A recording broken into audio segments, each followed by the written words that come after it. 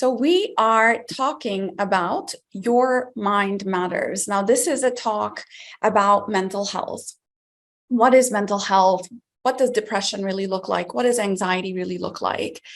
But I also want to take this opportunity to tell you guys a little bit about the Lighthouse.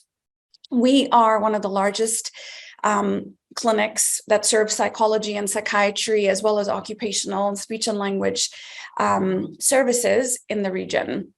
We have over 30 people working at the Lighthouse. We are the only practice,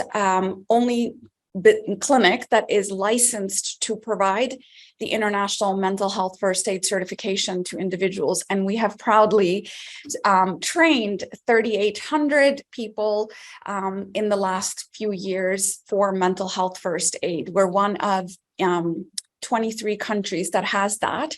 So I just wanted to mention these few things. I also want to mention that we do have free support groups at the Lighthouse. We have over 20 groups. We have one for teens and grief and parents, etc. So I don't have time to go into all of those, but there are, master's and doctorate level clinical licensed psychologists, clinical and counseling psychologists that are running these groups. So it is a great way for you to access mental health support for life circumstances that we are contending with oftentimes. So that's a great way to have free accessible support. And some of them are online and some of them are in person. So I just wanted to plug those few things in. Now let's talk about just what I'm going to go over with you guys in the next hour. So I just want to talk a little bit about some of the myths about mental health. I want you to hear, if you can, is there a part of you that actually might have thought that or does think that? Then I want to just state the facts as well. I want to talk about the barriers to seeking mental health care, whether it's in this region, but also globally. We do need to talk about some of those things. I want to talk about the stigma associated with mental health conditions and treatment. I want to define mental health and mental health conditions, risk factors. I want to also talk about what does depression look like versus sadness, what does anxiety look like versus worry. So clinical anxiety versus worry or normal anxiety, and then how to respond to someone who is struggling. I always will say this at the beginning, that I don't use the word mental illness because I don't think it resonates with a lot of people that are struggling. Some of these conditions, as I will mention to you guys, are 1 in 4. So 1 out of 4 people is struggling with depression or anxiety. These are very common. And when we think about mentally ill, we really think about people that are severely, compromised when it comes to their ability and their ability to sort of function in the world. That's how we think about that. So when we think, well, I'm working, I'm picking up my kids, I'm going, I'm going out to dinners, so I don't feel ill, or I'm not that bad. I mean, these are some of the things we hear. So I refrain from the word mentally ill because it just sounds very scary, but it also carries a lot of stigma, and it also does not resonate with the majority of the people that are probably on this call and that are listening. So I will be using mental health condition, and it's a very common thing. It is not something that is happening to other people only. It is happening to people in our lives. It's happening to us. It may happen to us. So I want it to just be like, okay, well, this is what's happening rather than this is what just happens to other people. Okay. So let's talk. I also want to mention that I will be talking about burnout in this talk. Burnout is not considered a mental health condition, but there's a lot of debate out there about what is burnout, and is it, the doctors might say, well, it's compromised nervous system, and the org psychs would say that it is because of the workload, and other people might say that it actually is workplace depression. So there's a lot of confusion about what burnout is. I just want to put it in here because that is compromised mental health as well. And although there is no diagnosis for it, it is something that really impacts our functioning. It impacts our cognitive abilities, our emotional abilities, our social abilities. So I wanted to just put that in this talk. So let's talk a little bit about the myths around mental health. So these would be, I don't know anyone who's struggling with their mental health. The truth is that you might not know, because 1 out of 4 people is struggling. So there are people that will talk like me and look like the person that is sitting next to you, or look like your colleague. And there is high functioning depression and high functioning anxiety. People who have addictions, they don't go around looking a certain way. So it is just something that people think that, well, I would know.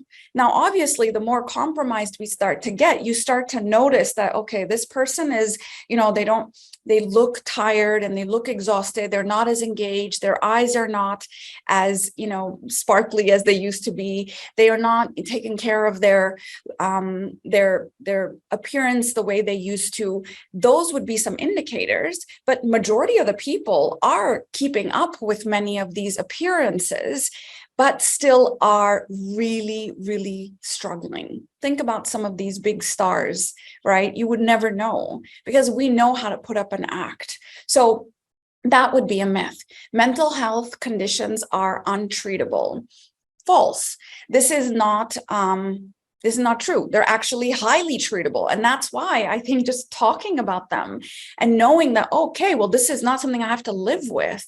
And I've had anxiety my whole life, but I didn't even know it was anxiety. I think the more you know, the earlier you intervene, the faster the better the prognosis is, and the better you can be at just engaging with life again. So they are highly treatable, and they are, and through medication as well as talk therapy and talk treatments, those would be the ways that we would do that.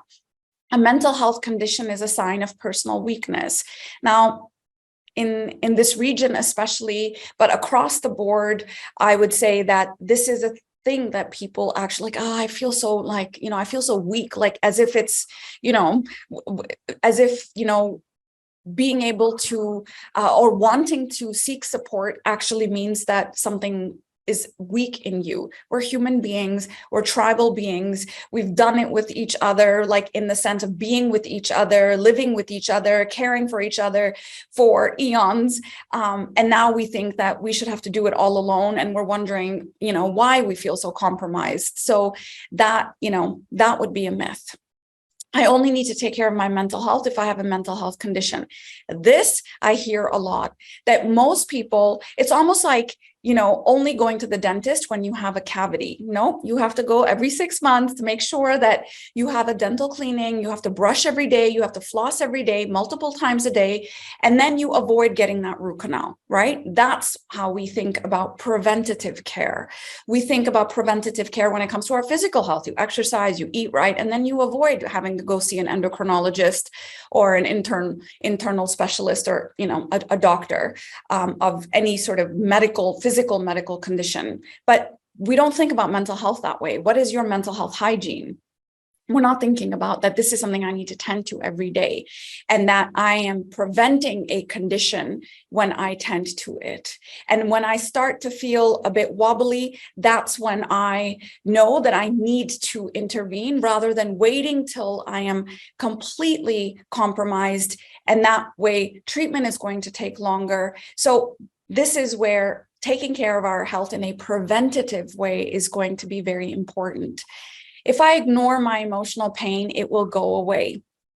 Time heals all wounds.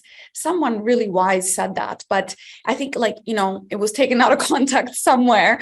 But time doesn't heal. It doesn't actually. Time gives you perspective. Time gives you distance. Time is part of the formula, but active healing and active engagement with that. If I just, have a cut and I just wait for time to heal, but I never actually didn't get the stitches, didn't actually clear out the infection, and I just let time do its thing, that infection would spread all through my body, right? We have to clean out the wound. We have to put the stitches. We have to do the aftercare. We have to take care of the wound, and then time will heal. But we think of time as being the one that will solve it all, but those things stay stuck in our system, they stay stuck in our nervous system, and then they cause major disease. Mental health conditions are not as serious as physical illnesses. I'm going to show you that that is not true. People with mental health conditions are dangerous or violent. Now, the news and, popular culture and media, they play a role in this. And whenever we hear of someone being violent, we say, oh, well, this person has a mental health condition.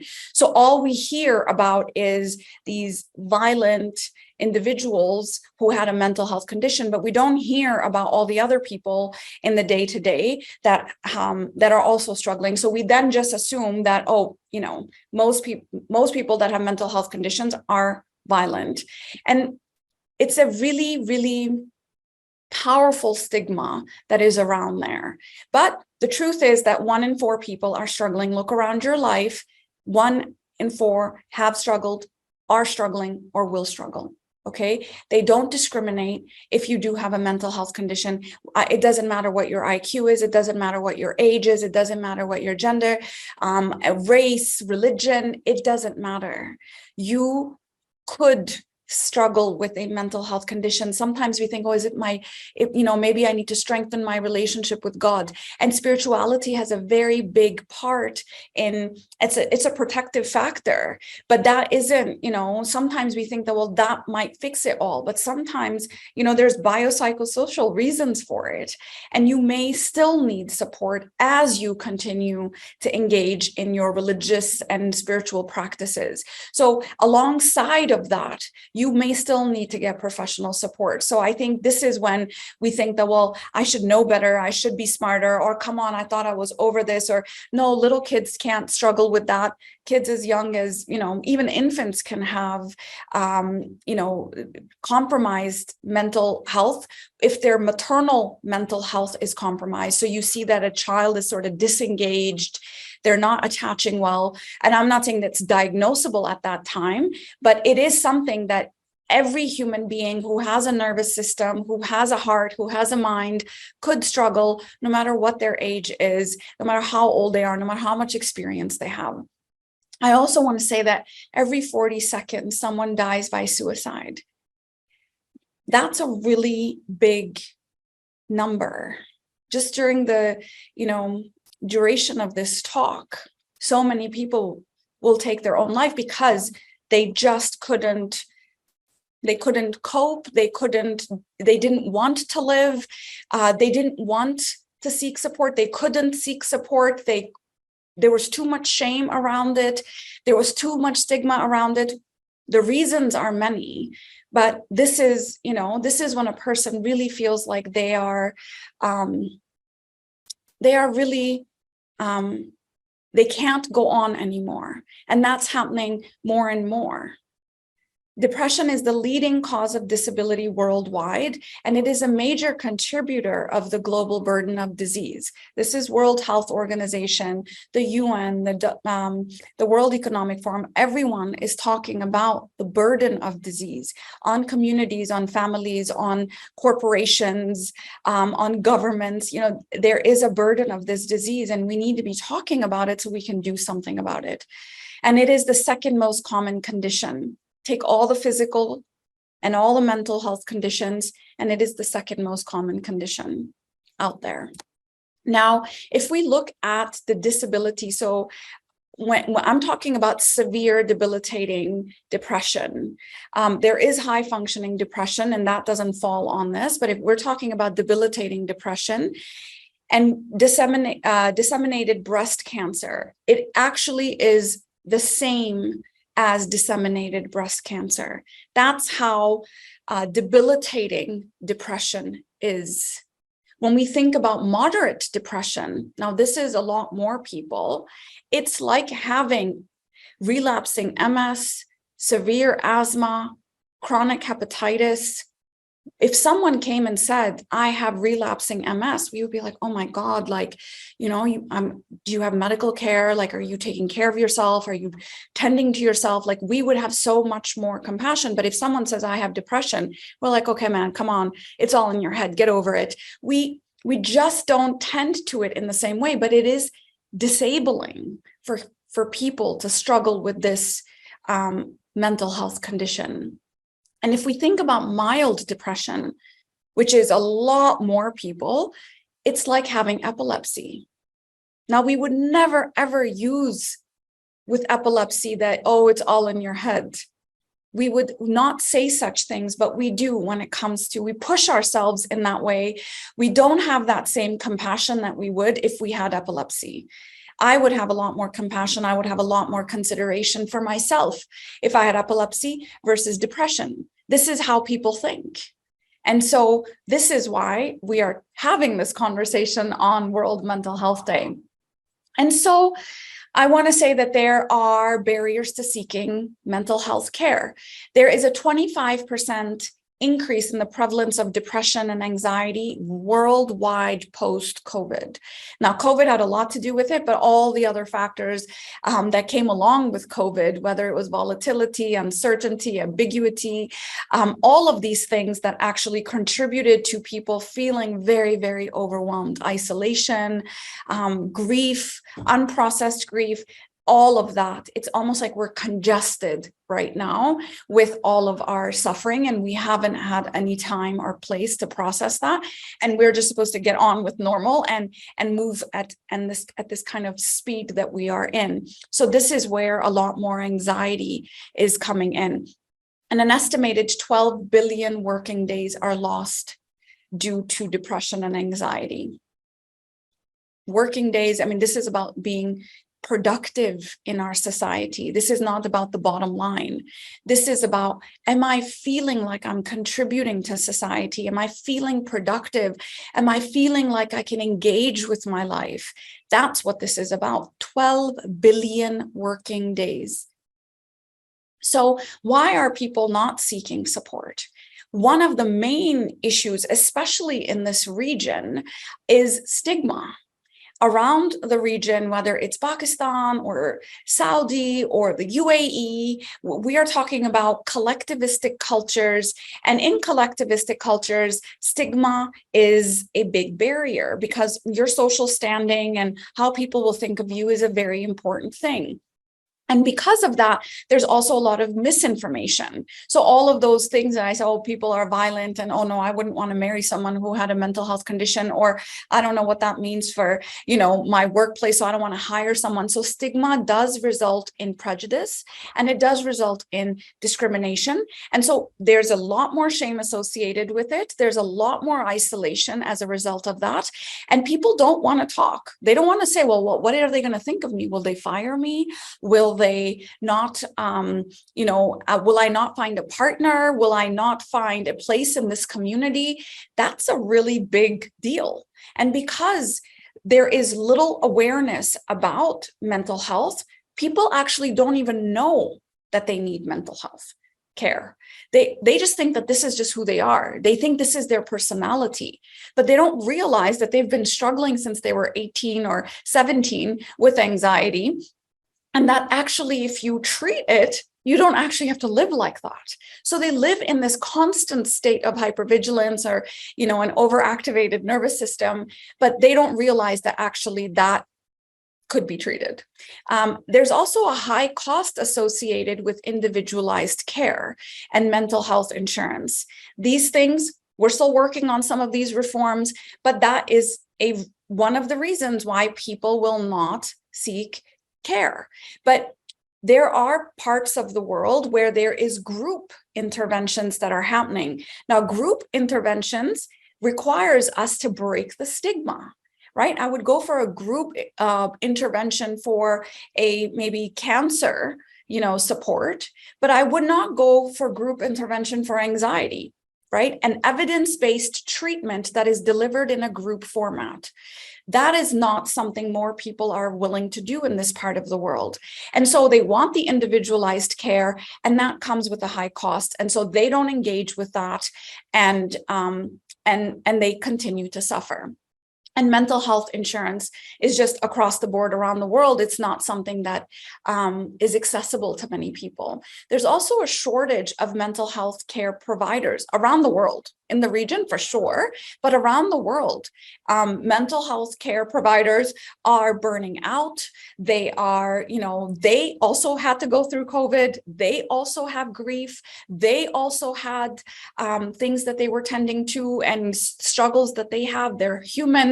And so burnout is happening in the healthcare industry, and a lot more people are leaving the mental health care industry, or even just medical care. Doctors are burning out, mental health care professionals are burning out, and the shortage is increasing. So while our need is increasing, there is a huge shortage in the market when it comes to, licensed, qualified clinicians. And like I said, there's just limits to this human capacity. One human being cannot see 60 people in a week. One human being should be seeing maybe 25, 30 people max to be able to care for them in that hour. I'm talking about psychologists. Psychiatrists can have, 15, 30-minute appointments for psychiatric care, but for psychologists, it is not recommended to have those kinds of numbers because they will burn out. It is just not possible. So this is the limits of human capacity. And there are lots of mental health apps and things of that sort, but from what I have heard in people that have tried those apps, that there is something that is needed in that human to human interaction, the co-regulation that happens as people process some of their pain, that cannot be replaced by technology. It is a great adjunct, but it cannot replace the human conversation and the human connection and the human attunement and the human co-regulation that happens. And so we are kind of in a space. Now, I would love to break the stigma more and more, so more people are doing group treatments, and that will be our mission at the Lighthouse. And then obviously there's people prioritizing competing health concerns. So I have issues, let's just say I have issues with my physical health. I'm going to prioritize that before I prioritize my mental health. But these two things are playing into each other. Psychoneuroendoimmunology, which is basically your psychology, neurology, your endocrinology, and immunology are all connected. And so if you have a thyroid issue, it's probably important that you start addressing the mental health concerns that you also have, because these two play into each other. If you have MS or autoimmune diseases, then it would be important that you also deal with your mental health concerns, your coping skills, your anxiety, your grief. It would be important to address those too, because they actually play into each other and inflame each other. So mental health stigma is the #1 ranked stigmatized illness. It often comes from a lack of understanding or fear. 1 in 2 people, so 50% of the people out there right now are afraid of someone who has a mental illness. And even something like schizophrenia. These people are rehabilitated, they're stabilized, but if you hear that, you're like, oh my God, no. And there's a lot of misinformation about schizophrenia, about addictions, about depression. 4 in 5 say it's harder to have a mental illness than any other illness. Now, I use the word illness in this because I'm actually talking about more on the extreme end of things, but this is what people are saying. And a review of studies on stigma show that while the public may accept that there is a medical or genetic component to it, the need for treatment, there's still a negative view. So we're saying it's okay to not be okay, but we are still not going to go see someone. Like, that's still going on. So that barrier for entry to treatment is now our mission. We need to break that barrier down. How do we say it is okay to seek support? It is okay to go get professional treatment, not even seek support, because sometimes we think, oh, let me just go talk to my friend, but maybe you need to talk to a professional at that point. So talk to your friends. They are your number one protective factor and the number one indicator of happiness that you have a tribe. But there is also a place for seeking treatment when you are, and you're not going to be in treatment for the rest of your life. This is about 10, 12, 20 sessions, depending on which treatment and how severe the case is. But, sometimes it can take a little bit longer. But if we're talking about depression and anxiety, there are treatments that can be within 4 to 6 months where you can feel a lot more capable and re-engaged with life. So these are the harmful effects of stigma. People wait 7 years. 50% of the onset of mental health conditions start at the age of 14. 1 in 3 employees, I probably am going to assume the number is a bit higher here, are in fear of retaliation or being fired. 1 in 10 consider a main cause a lack of discipline. So if I just worked out more, or if I just ate better, or and that is one big part of it. Lifestyle is a big part of it, but that's not all. And 1 in 12 believe that a woman would be foolish to marry a man who struggled with mental health conditions, even though he recovered. Now, this is where we're at right now.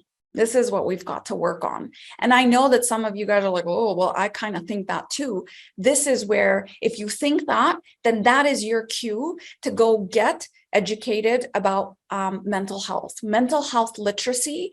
Just take the MHFA course and just see, what does that even mean? So we fear what we don't understand. We fear what we don't know. And so eliminate some of that through bringing light onto this topic. So let's talk a little bit about what mental health is and what mental health is not. Mental health is something we all have. I've been saying this for the last few days on all different channels. It's not just something that other people have, just like physical health. We all have mental health. It's important to overall health. It's the health of your mind, your brain, your thoughts, your feelings, and it is on a continuum. What mental health is not is something that only crazy and weak people have. Now, this is something that some people have actually thought, oh my gosh, what did I just do? Hold on 1 second. This is something that some people actually think that, oh my God, that people are crazy or people are weak. And it's not just something that exists in our brain or our mind. Mental health is in our whole nervous system. It is in our heart. It is in our gut. It is in our fascia. It is everywhere. It is our whole being that is affected by our mental health. Okay. Like I said, the PNEI system, everything is affected when you are not feeling in your power when it comes to your mind, your thoughts, your feelings, your emotions. And it is not a fixed state. So I can sit in front of you and say, you know what, guys, I'm feeling pretty good today, but it's like being on a continuum. So for the last 2 weeks, especially because I knew October was coming, October is a very hectic time for me. And so I was like on it. I'm like exercising. I even called my trainer back and I said, okay, listen, we need to get a regiment. Usually I train by myself, but I needed to become even super, super disciplined about things. I started making sure that I clocked in 2 hours in nature. I was drinking water all the time. I was making sure I was getting to bed really early. And these were the things I started doing. So I'm really feeling like I've got this. But then there are days where, I'll go grab that Diet Coke and maybe I won't exercise today. And you know what? I'm not going to take my shoes off when I go to the beach. It's too messy. And I really start to feel a little bit more compromised. And then some stressor hits me at work and we have something that we need to tend to. So a challenge shows up. So I'm now already feeling a little bit more vulnerable and a challenge comes, and now I am less resourced to cope with that challenge. And then another challenge comes from my kids. I have 3 teenagers and a 7-year-old who might as well be a teenager. So it's like a big party at my house right now. And then something else happens, and then something else happens. And so I start to feel more and more compromised because I don't have the energy anymore to work out. I'm feeling exhausted. I'm staying up late because I'm thinking about things too much. And so my health starts to get poor mental health.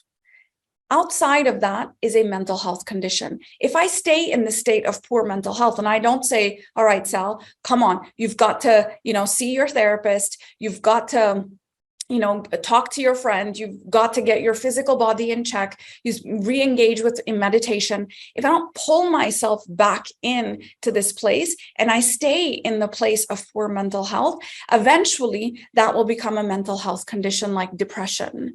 Okay. Now, depression does not mean that, oh, you are now depressed, you need to be on medication. No, it just means that you now have a clinical diagnosis and you need to now work on a treatment plan on what you're going to do. And the treatment plan will always include lifestyle, but that will not only be the only thing. That's not what we do. We went to school for a very long time to learn about treatment modalities that are evidence-based to show improvement in depressive and anxious and symptoms, as well as and things like addictions and et cetera, et cetera. So defining mental health conditions, in order for us to say, well, this person has a clinical diagnosis, you have to meet a certain criteria. A few bad days does not make a depression, okay? Now, it must cause major changes in your thoughts, feelings, and behaviors over a period of time, and it impairs your functioning and it interrupts your life.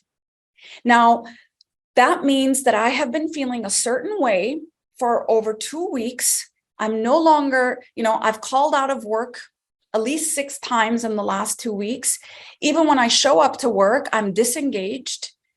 I'm not, it's been ordering food every night and I don't care what my kids are eating because that's just not part of my concern. Like it starts to look like you're not engaging with your life in the way you used to. Friends take me out. I don't enjoy those things. This type of stuff starts to show up and it stays for a period of 2 weeks or longer. Okay. So when we think about mental health conditions, we think, well, it's going to look like this, but it actually looks like this too. Yes, it looks like this, but this is also what it looks like. It looks like people that are doing big things and showing up in big ways in the world, but they're suffering inside. And there are people who suffer for so long that it ends up looking like this. And there will be I've looked like this, where it's been really, really just the weight of the world was on my back. And you feel despair, right? Hopelessness. It has happened. And so how do you bring yourself out of that place? Because that's not the end. It is you hit the bottom, but that doesn't mean that that's the end. It means that you've now got to do something different. So also high functioning anxiety, show up as confident, you appear fine. You could go to the bathroom and throw up and still show up for a presentation. It's like people could be battling anxiety, depression and have jokes. If we think of Robin Williams, if we think about Anthony Bourdain, like these people were super, super charismatic and animated, but you would be like, oh my God, I didn't know. Yeah. Most people don't know. You could still feel all of these things and still feel inside of you that something is missing or lacking or suffering. So there's many factors. Biological is one. So obviously having a history of mental illness within your family, like a diagnosis, some chronic physical conditions. So things like autoimmune diseases, other types of physical conditions, IBS, cancers, these types of things can increase your risk for developing a mental health condition. Hormone imbalances, thyroid disorder, vitamin D deficiency, get your vitamin D checked, a high-risk pregnancy, side effects of certain medications like fertility treatments, acne treatments, these types of things can increase your risk. Okay, you're messing with the biology here when it comes to certain medications. So it really is very, very important that you are under the care of a doctor. So I know that some people do take these like acne medications. It will be very important to work alongside with a psychiatrist and just let them know, hey, I'm on it. And it doesn't mean that you have to go on psychiatric medication, but it does mean that you are being supervised with a psychiatrist as well. Things like psychological factors, having low self-esteem, a cynical or pessimistic outlook, perfectionism is very much linked to anxiety, being labeled as something, pattern of comparing yourself to others. Hello, 21st century, social media. This is all we are doing. And that's why it really makes us feel like we are less than, our life is less than. You have a previous history of mental illness or trauma or abuse, child neglect or abuse. This would be the psychological factors. There are social factors. The pandemic is a social factor.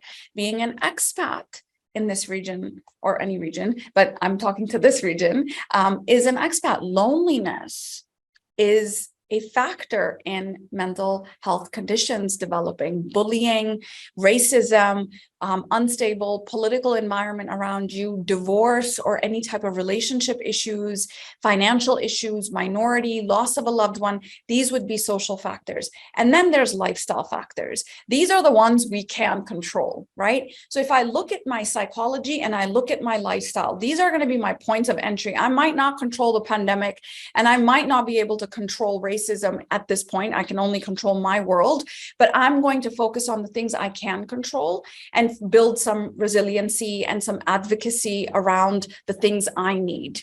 So just being very, very aware of the impact that these things are having on me and how can I empower myself. That would be your entry point. So all of these things are linked, by the way. Psychoneuro, endoimmunology, these are all the same.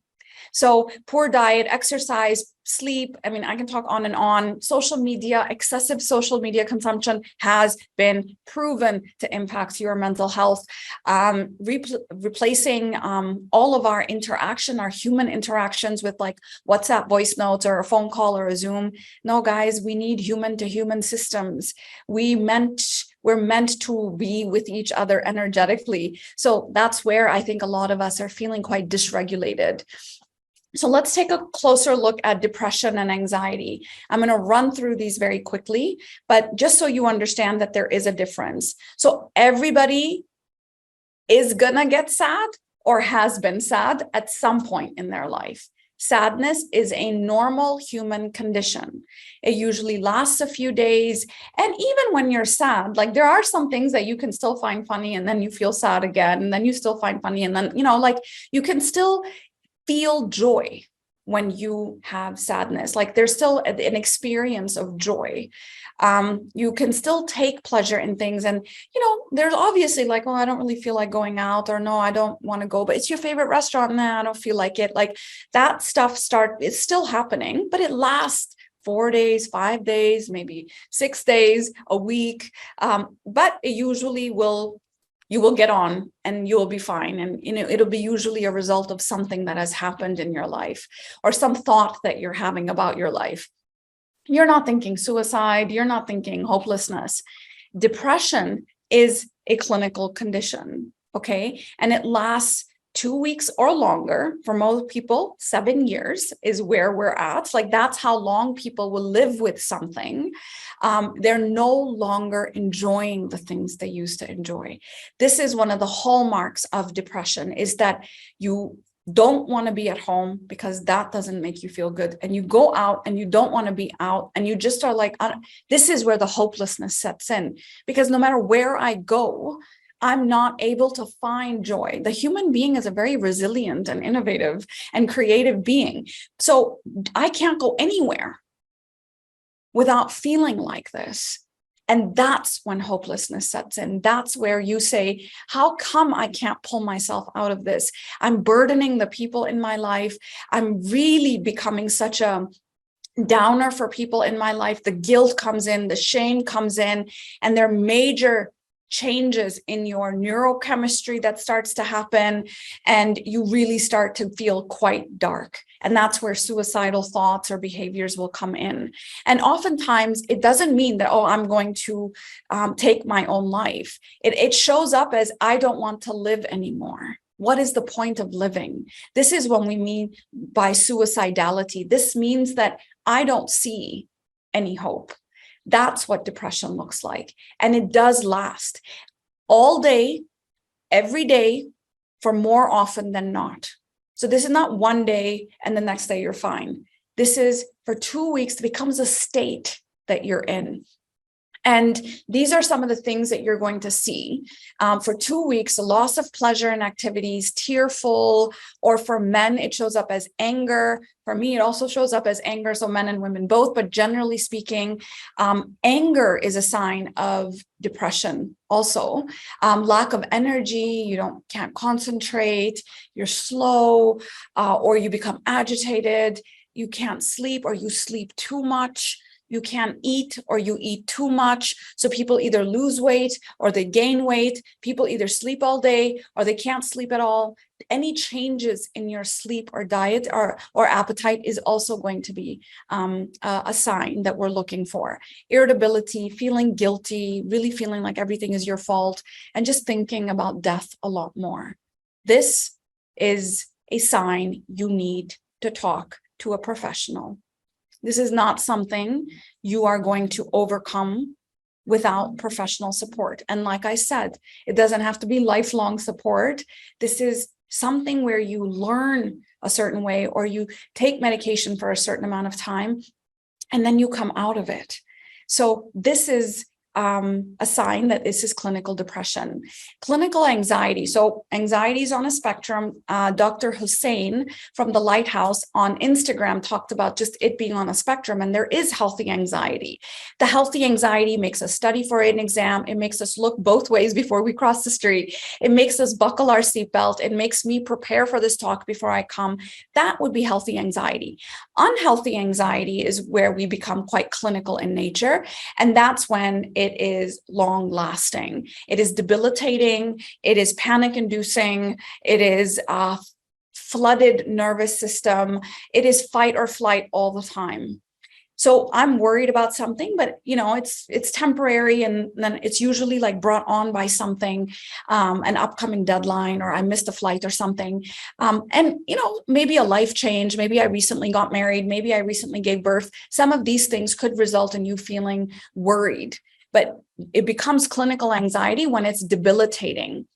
When you have signs like this, when your physical body, headaches, sweating, GI problems, pounding heart, like a frog in your throat, and you can't swallow almost, you have your mind racing all the time, you're irritable, you're impatient, you're angry, you're confused.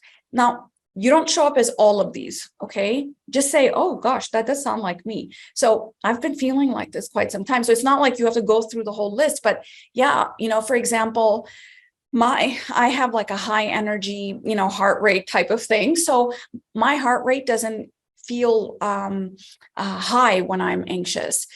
It's usually like a chest pain that I'm looking for. I don't usually get headaches, but my muscles get very tense. So my whole body clenches up. So these are the things I'm looking for that, okay, Sal, now you need to shake it off, and you need to, do the things that you need to do in order to not get to this place. Confusion, feeling on edge, things like you start to avoid certain people or certain places, or you just don't even. Procrastination is an avoidance behavior for many people who just don't want to engage with that anxiety, so they just avoid it. Obsessive compulsive behaviors, increased use of drugs and alcohol, things like nicotine, like just, you start to smoke a lot more, or shisha, substances, you're just using a lot more of that to numb some of that, to increase some of these happy chemicals in your brain. You're actually using a lot more substances that only will get you happy for a second, and then you will be struggling. So it actually is not advised for people who are struggling with these types of issues to engage with any substance, because it just makes matters worse. And then anxiety disorder. So just remember, it really alters how you process information. Your aperture narrows. You are in fight or flight. You are no longer looking this way or this way. You no longer see the roses or the people. You really are in fight or flight. And so when someone looks at you a little bit funny, you take it personally. You say, oh my God, I'm under attack, because you are in fight or flight mode. And it can really be felt in the body. It can be very unsettling, but it also can be very, very disabling. This is high functioning anxiety. So people who look very detail-oriented, outgoing, active, super helpful, sending out that email at 3 a.m, hardworking, you see these people. But on the other side of that is someone who is really afraid to say no, who is unable to slow down. And most people will want someone like this on their team, but I guarantee you that person will burn out, and it is not sustainable, and you are going to lose that person. So if someone is appearing to be this and they don't have good self-care practices in place, and they're not having good boundaries in place, it will result in burnout. It just is not sustainable in the world we live in. These are the ones to especially be worried about. So what is burnout? It is an occupational syndrome. It is not considered an official mental health diagnosis.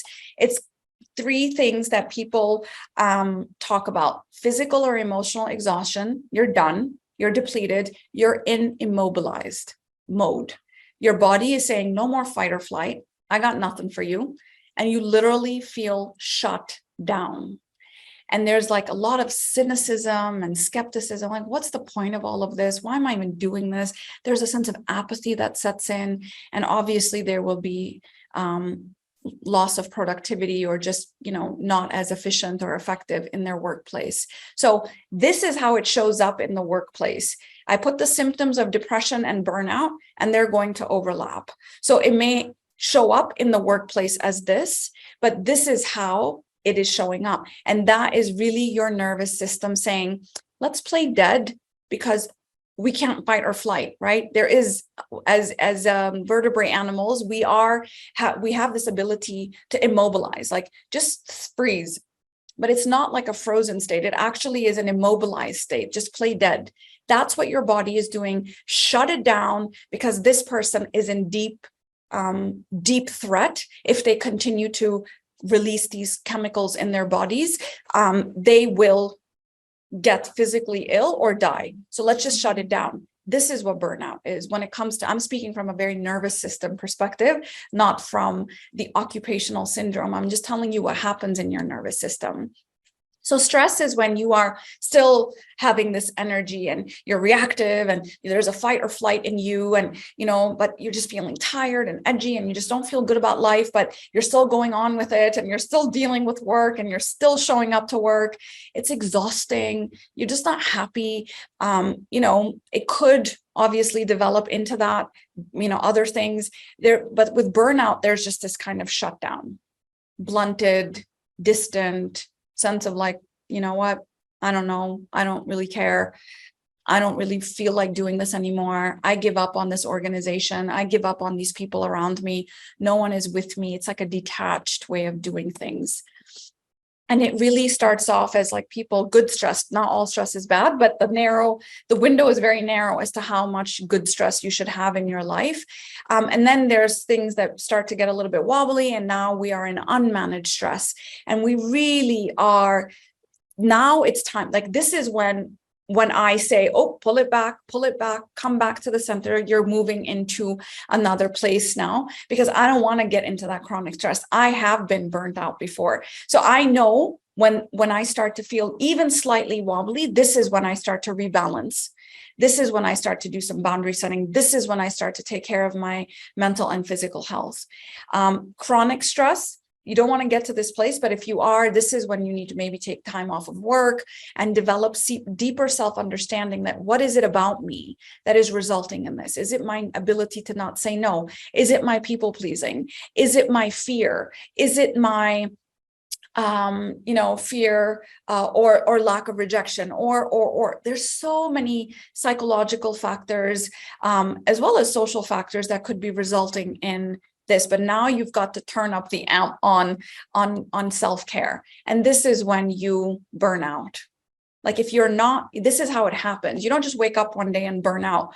You go in this kind of like, oh, you're moving. It's almost like this spectrum that increasingly gets worse. And then eventually you would even get a diagnosis of depression or anxiety. These two could happen simultaneously, by the way. It doesn't go this way. It's actually side by side. Or burnout could be treated through antidepressants. And I'm not going to speak more about that because that's Dr. Hussain's department, but he did advised me that if the symptoms of depression are showing up, then we would treat it if they were really, really compromised clinically, and they just weren't even able to engage in self-care because they felt that compromised. So how do you respond? Now, the earlier you respond, the better the treatment prognosis is. But 2 in 3 people will not seek treatment. We've already talked about why. The earlier you respond, the less impact it will have on your physical health, your well-being, and in your relationships. The longer the recovery will be, the fuller the recovery will be. You will feel like you are in control of your life. You will feel higher self-esteem. You will feel more motivated. You will be less likely to, lose your job, lose your relationships, lose your social circles, and there will be a decreased risk of serious impairment. So early intervention is as close to prevention as we can get.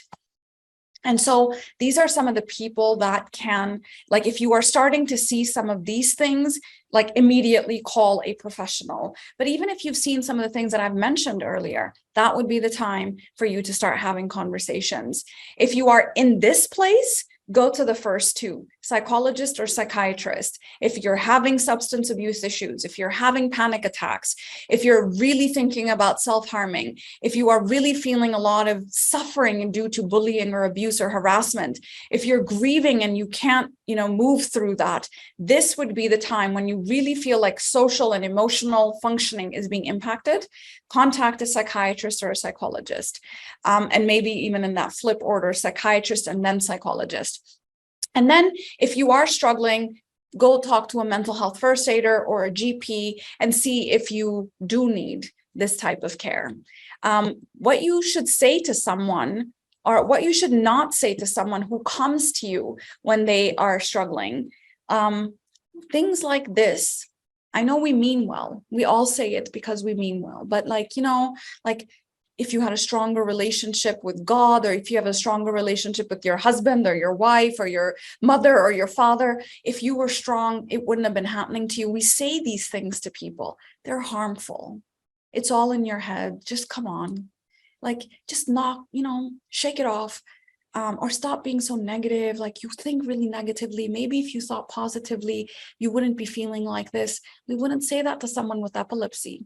We wouldn't say that with someone with an autoimmune disease, or an MS, right? We wouldn't say that, but we are saying it to people who are suffering. You're ungrateful. You're no fun. Come on. You're being dramatic. You're being sensitive. And I don't really trust you. You're kind of faking it a little bit because you seem totally fine when you went out with Susan, but now you're with me and this is coming out. So this seems a little bit different, but people wear masks, guys, lots of different masks. And then we do these kinds of things unintentionally, be strong. Your family needs you. And you just need to think about it differently. Just be positive. Look on the bright side. It's really not that bad. Think about all the people that are worse than you. Be grateful for what you have. At least you have a job. At least you have a husband. At least you have kids. Some of these things we say as at least as if if you had that happen, then it would be worse. But that's not opening up a conversation. And this is what we teach people in mental health first aid.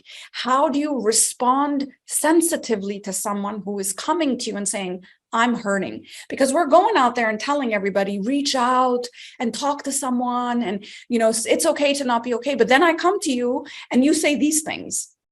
And then I'm okay, never mind. I'm going to shut it down again. So responding sensitively is an obligation we all have. Some things that we could say to people, just how have you been? What's it been like for you? Tell me more about that. How long have you been feeling like this? Just let me share my story. Now, before you do that, you must make sure that you are able to hold space for that person. Don't be oh, hey, how you doing? Tell me more. No, this is not, you're chatting on the phone or you're at the water cooler. This is a conversation that requires time and energy and thought and space. and your nervous system to be calm, that's what it requires you to respond sensitively. That's what it means to be a mental health first aider. If you're freaking out while you're performing CPR, no, you've got to be calm, you've got to be cool, you've got to be containing. That's what being sensitive responder is. Things like, this is where you could say, thank you for opening up to me. I'm here to listen. I can't imagine what it's been like for you. Just because your father died and this person's father died doesn't mean you understand what it means to have their father die. It really, when people say, yeah, oh, I know what it feels like. No, you don't. You don't know what it feels like because you don't know what it's like to be them at this time in their life, at what their relationship was. So asking things like, what is that like for you? How was that for you? That's what we want to get to know. What is your story? Not, oh yeah, I see that our story is the same. What I'm hearing you say, I think mental health is important as physical health. No, you're not weak. Things where they feel validated and supported. Don't apologize. It's okay to cry. I'm here with you. Thank you for opening up to me. Thank you for your trust. I'm with you. We're going to go through this. I'm going to walk with you through this. You're not alone through this. This is what they need to hear rather than be positive. Now, mental health first aid is going to teach you how to do that. So you develop skills on how to respond to someone with these types. You know the signs, you learn the actions, and you become a lifeline for these people. So informing yourself about that is going to be very important. And then lastly, I want to say, how do you take care of your emotional hygiene every single day? Dental hygiene, we're brushing our teeth and flossing our teeth. This is how you take care of your emotional hygiene. Okay, do no harm. So when you start to feel a little bit wobbly, remember I told you when I start to feel like I'm moving through that spectrum, I will do some of these things. Like this is where, and I have a therapist and I talk very openly about that. And I see her, sometimes twice a week, sometimes once a week, sometimes even more than that, because it is something I must do. I am a carer of my parents, of my children, of my husband, of my team, of my community. If I'm not right, all of that isn't going to be right. So I really have to show up. And so I take that as part of my self-care, as well as my, maintenance, that we all are going to struggle. We're all going to interact with difficult experiences. So I just want to be ready with that. But I do lots of other things too. And so I will move into this practicing essential care immediately. I start looking at my sleep. I start looking at my food. I start looking at what I'm drinking. I start looking at what I'm moving. I always tell people I'm always wearing this Fitbit because I need to make sure that I have that energy, that those happy chemicals that I'm releasing in my body that actually act like antidepressants and anti-anxiety in my body when I'm going through difficult times. I really make time. Even before this talk, I sat down, I meditated, I prayed. This is what I do. And then I try to have some fun just to release, again, some of that dopamine, some of those happy chemicals. What I will do is I will eliminate some of these things. So I start to really lock in my calendar. What are some things that I don't need to be doing? I eliminate social media, interactions. I will, maybe once a day, twice a day, I will check that because it is an obligation I take seriously. But that's where I will say, okay, I'm going to only go into my inbox and I'm not going to check what is on there. So I'm going to respond to people that are responding to me, but I'm not going on and checking. So I'm just doing my work on there. I will limit contact with people that are draining. So there are people in our life, we don't want to cut off from those people, but they require a lot of energy from you and you're already starting to feel depleted. I would limit interaction. So what does that mean? That could mean that you're supposed to have lunch with that person and just say, something came up. Is it okay if I see you for coffee? So that way you have that coffee. It's like a 1 hour contact rather than a 3 hour interaction that you might have with that person. So limit contact where you are conserving energy at that point. Negative self-talk, something you're going to have to address. I would eliminate news and any media consumption at that point, because their job is to, make sure that you click on that link. And usually it is not very happy news, unless, in this part of the world, I think we do have a lot more happy news, but there's a lot of fear induced in our systems through other media channels. And so just limiting that would be very important. Not to say that you can't stay connected to the causes that you feel very passionate about, but you don't need to see play by play what is happening. That is very, very violent for your nervous system. I would also say, make sure that you invest in the people in your life. When you are started to feel a lot more stable, invest in the people in your life. The number one protective factor for your mental health, for your happiness, is a tribe. That doesn't mean that it has to be your husband or your wife or your children or your mother. It's your people. Who are your people? And also consider seeing a mental health professional. We have support groups that are run by licensed, qualified people. They're free of charge. Interact with one. We have all sorts of ideas about what is a mental health professional and what are they going to do to me and what am I going to have to do to them and what's going to happen in that room. Just try it and see what happens, or go to the free support group. You at least have some support that you're getting for the issue that you are struggling with. So there's a whole calendar. You guys can go ahead and do that. And then I would really look for soothing. When I'm starting to feel wobbly, that means my nervous system is in fight or flight. And that's when I need to bring safety back into the body. So having a calm sensory experience, think about the last time you went to the spa. No one came to you and said, oh, well, you need to be calm now. No, you just felt calm. So creating an environment where there's flowers and, fractals from the flowers actually soothe the nervous system. Blue areas, it's called the blue brain and green brain. And so nature, these types of things are going to be very soothing for your nervous system. So we do have to do mental health care, but this is how you soothe that system. So when you do sit in front of that mental health professional, that stuff actually is loading into you. Because if you're so in fight or flight, you're not listening and your executive functionings are not online. So bring yourself back online by doing some of these things. Make contact with the earth, guys. When was the last time you made contact with the earth? We say, oh, I went running in the woods or I went walking on the beach, but did you actually touch the earth? The earth has electrons that actually will reduce inflammation. It will reduce clinical symptoms of pain as well as mental health conditions. And that is a fact. So use the earth. And they say usually make contact with the earth for at least 2 hours a week. Okay, so I clock it 2 hours a week. Okay, that was 30 minutes today that I walked on the beach. That was 30 minutes the other day that I swam in the ocean or in the sea. This is how you need to make contact with the earth. And then reduce stimulation. Like I said, noise, light, that stuff is very triggering for the nervous system. Use things that are calming when it comes to aromatherapies or warm salt baths, weighted blankets are very calming for that nervous system. You can buy those on Google. Close the curtains and just kind of darken the room a little bit, because that will help reduce some of that vigilance. This is very soothing to the nervous system.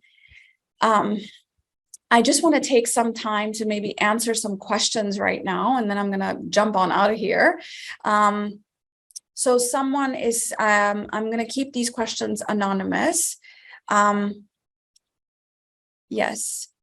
Let's see.